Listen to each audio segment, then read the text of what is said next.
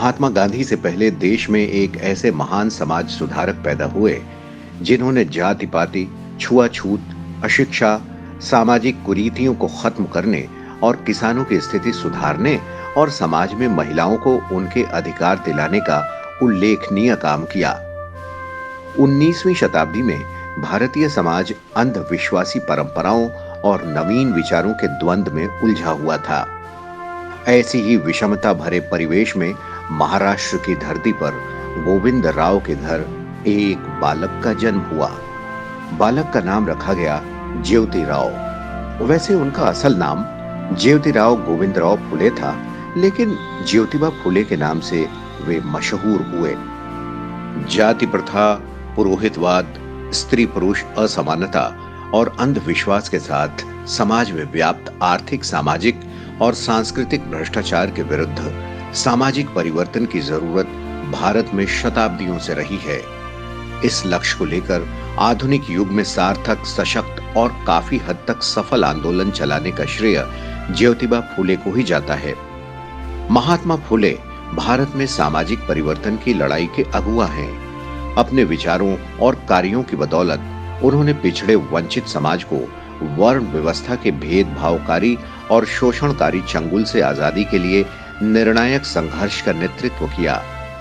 इसके साथ ही उन्होंने देश की पहली महिला शिक्षिका और अपनी पत्नी सावित्रीबाई फुले के साथ मिलकर महिलाओं की मुक्ति के लिए भी प्रयास किया। देश में समाज सुधार आंदोलन पर उनके प्रभावों को इस बात से समझा जा सकता है कि संविधान निर्माता डॉक्टर भीमराव अंबेडकर महात्मा फुले को अपना प्रेरणा स्रोत मानते थे। महात्मा ज्योतिबा फुले को 19वीं सदी का प्रमुख समाज सेवक माना जाता है। उन्होंने भारतीय समाज में फैली अनेक कुरीतियों को दूर करने के लिए सतत संघर्ष किया। भारतीय सामाजिक क्रांति के जनक कहे जाने वाले महात्मा ज्योतिबा फुले का जन्म 11 अप्रैल 1827 को महाराष्ट्र के पुणे में माली परिवार में हुआ था। वे एक महान विचारक, कार्यकर्ता, समाज सुधारक, लेखक, दार्शनिक, संपादक और क्रांतिकारी थे। उन्होंने जीवन भर पिछड़ी जाति, महिलाओं और दलितों के उद्धार के लिए काम किया। इस काम में उनकी धर्मपत्नी सावित्रीबाई फुले ने भी पूरा योगदान दिया।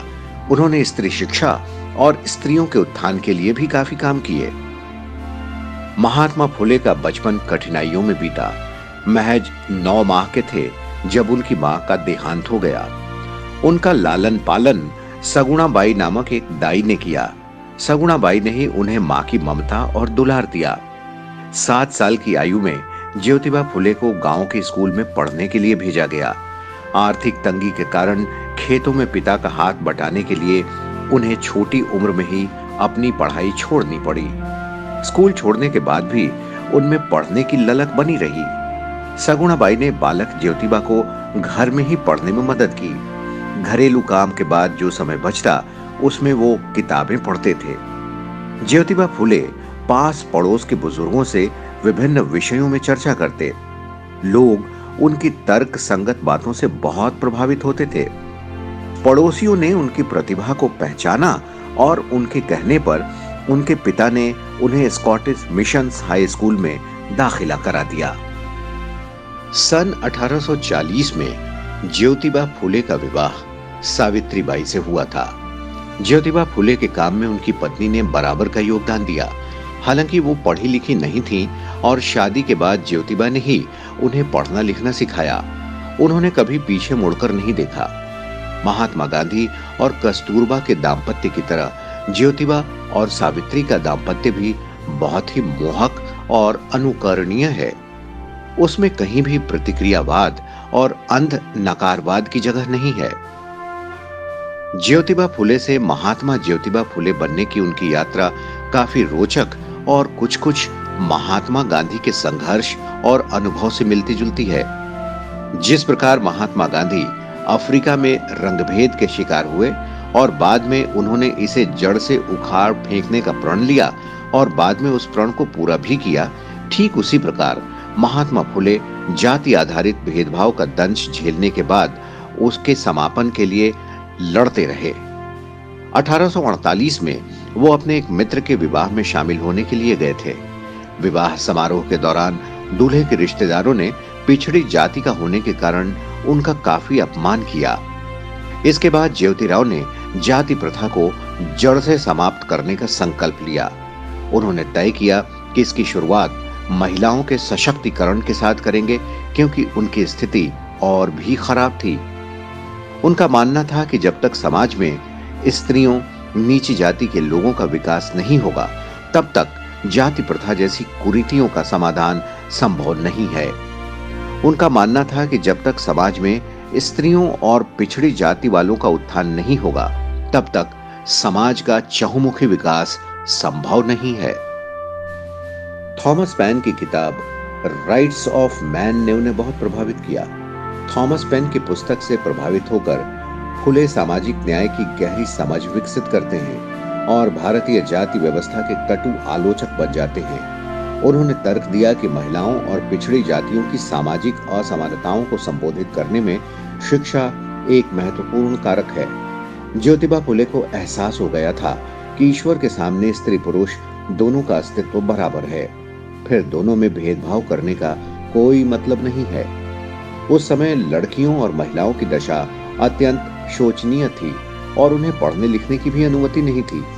अपनी कल्पनाओं और आकांक्षाओं के एक न्याय संगत और एक समाज बनाने के लिए 1848 में ज्योतिबा फुले ने लड़कियों के लिए स्कूल खोला।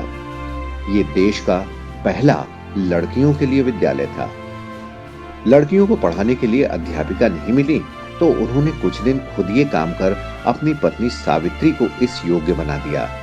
उनकी पत्नी सावित्रीबाई वहां अध्यापन का काम करती, लेकिन लड़कियों को शिक्षित करने के प्रयास में एक उच्च अशोचनीय घटना हुई।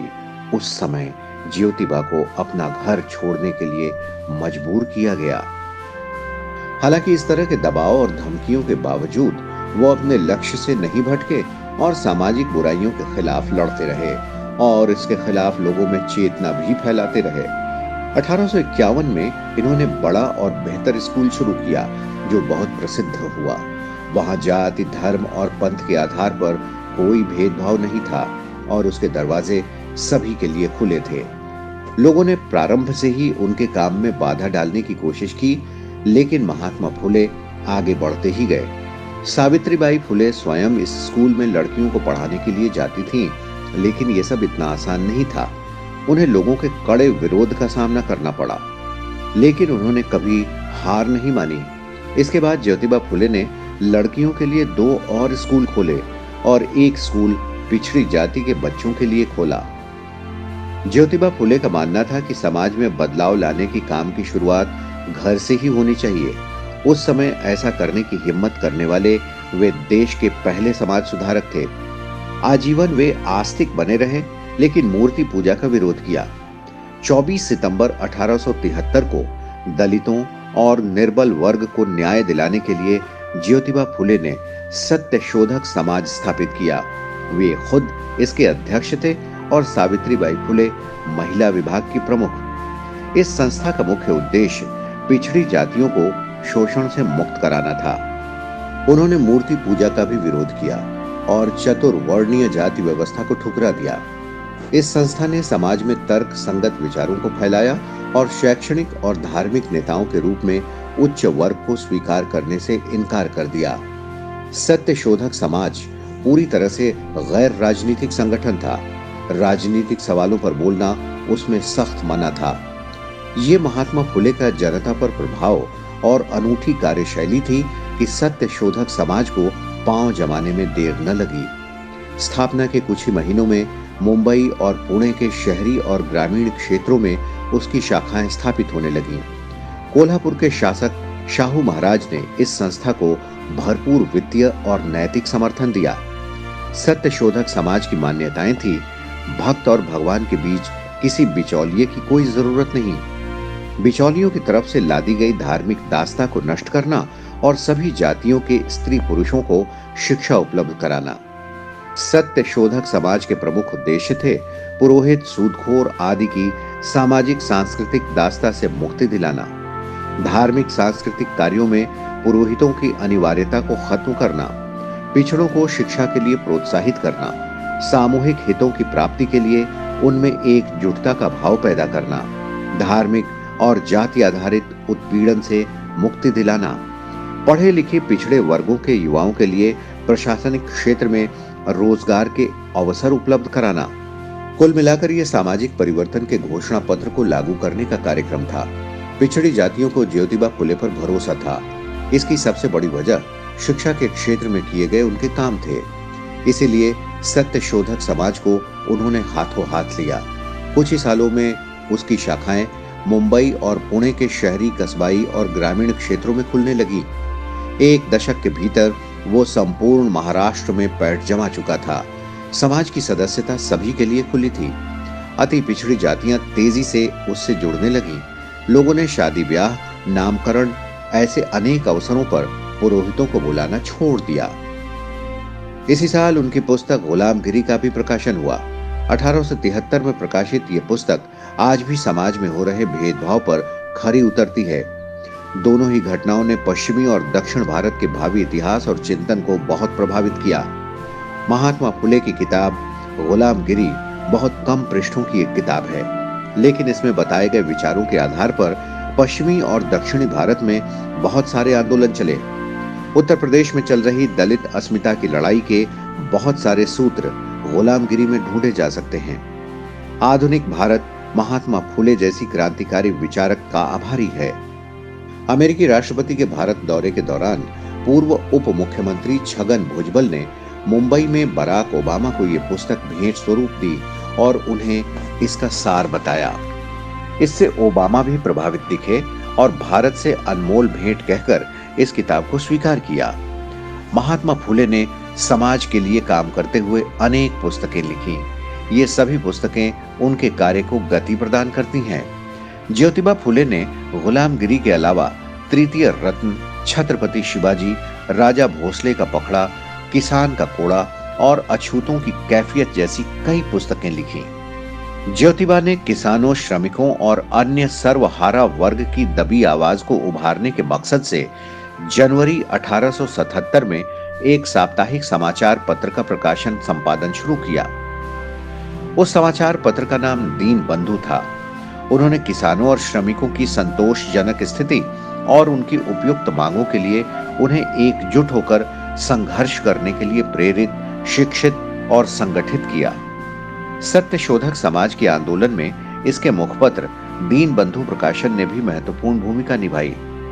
ज्योतिबा के प्रयासों से उन दिनों किसानों और श्रमिकों के हितों की रक्षा और सत्य शोधक समाज के प्रचार के लिए अम्बाल हरि, दीन मित्र, किसानों का हिमायती नामक समाचार पत्र प्रकाशित किए गए। 1882 में तत्कालीन अंग्रेजी सरकार ने हंटर कमीशन भेजा। हंटर कमीशन के अध्यक्ष सर विलियम हंटर थे। ये आयोग भारत में शिक्षा व्यवस्था की दशा और दिशा की जानकारी प्राप्त करने के लिए गठित किया गया था। ज्योतिबा फुले ने हंटर कमीशन के समक्ष लिखित रूप में अपना वक्तव्य दिया। उसमें उन्होंने कई अहम विषयों पर विशेष रूप से जोर दिया, जिनमें ग्रामीण क्षेत्रों के लिए स्वतंत्र शिक्षा व्यवस्था, गणित, इतिहास, भूगोल, व्याकरण का प्रारंभिक ज्ञान, कृषि संबंधी हर तरह का ज्ञान और सामान्य ज्ञान, नीति और आरोग्य को शामिल करना था। ज्योतिबा फुले बाल विवाह के खिलाफ थे, साथ ही विधवा विवाह के समर्थक भी थे।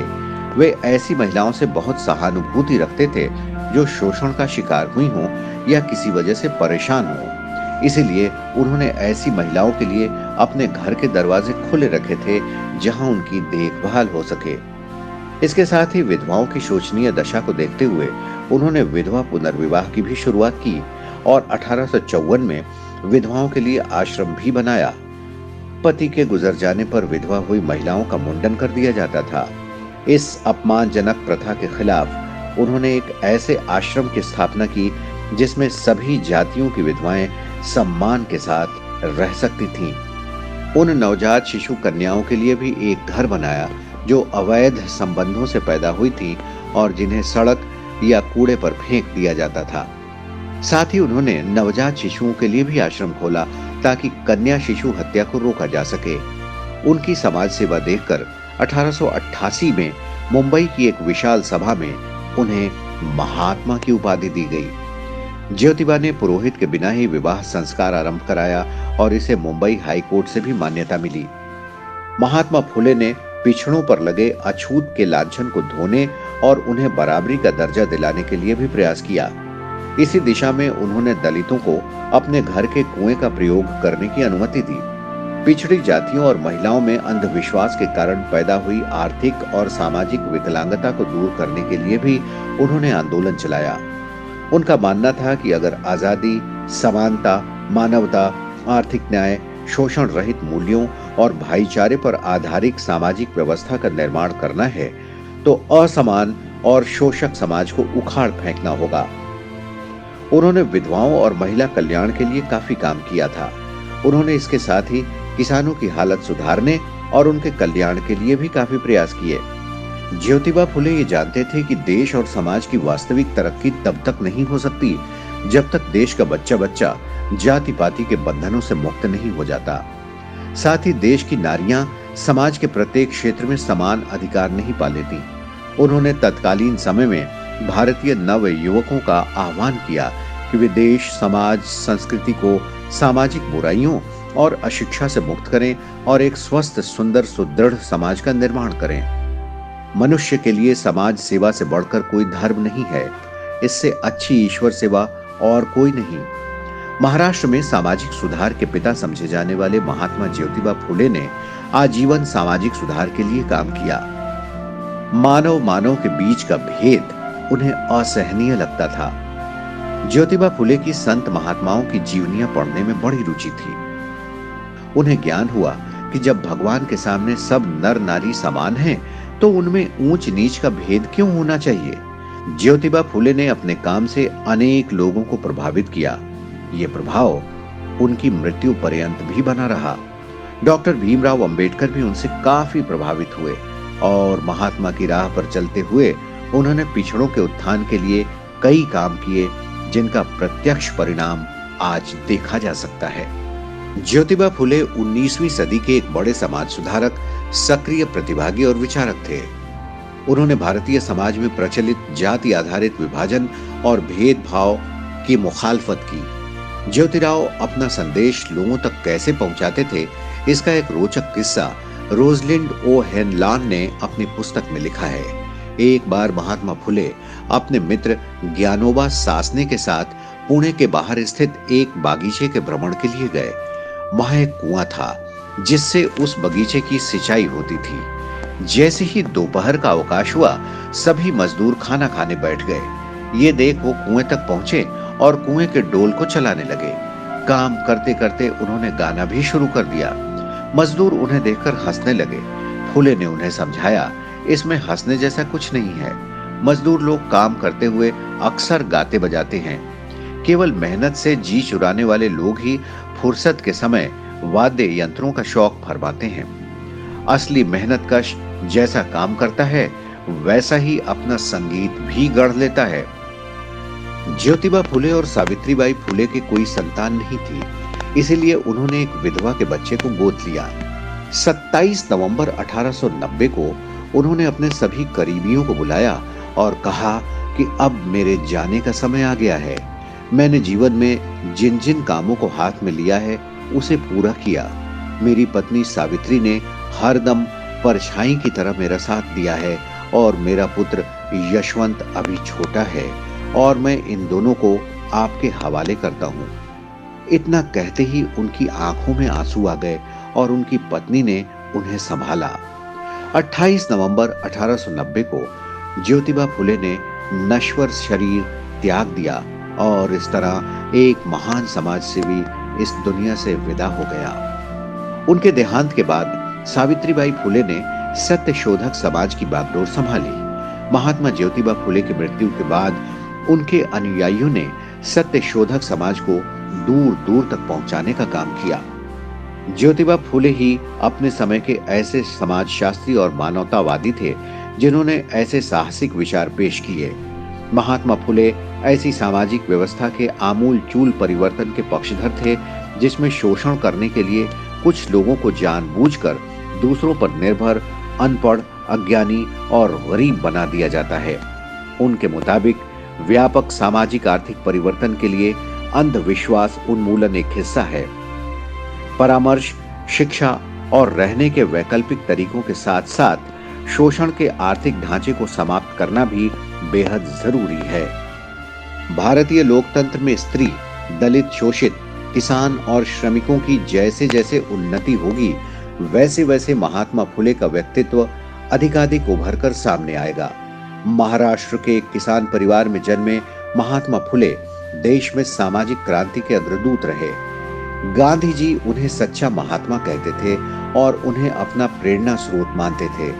बाबा साहब अम्बेडकर उनके सामाजिक दर्शन से प्रभावित ही नहीं थे, बल्कि उन्हें भगवान बुद्ध और कबीर गुरुओं के साथ अपना तीसरा गुरु मानते थे। आज भी लोग ज्योतिबा के कार्यों से प्रभावित हो रहे हैं। सत्य शोधक समाज के माध्यम से फुले ने पिछड़ों को अपने विकास और मान प्रतिष्ठा अर्जित करने का जो रास्ता करीब सालों पहले दिखाया था, सामाजिक न्याय के लिए वो आज भी उतना ही जरूरी और प्रासंगिक है। भले ही इस महान विचारक ज्योतिबा फुले को गए 100 साल से अधिक समय बीत गया हो, मगर उनके विचार आज भी प्रासंगिक हैं और राष्ट्र और जीवन को प्रभावित करते हैं।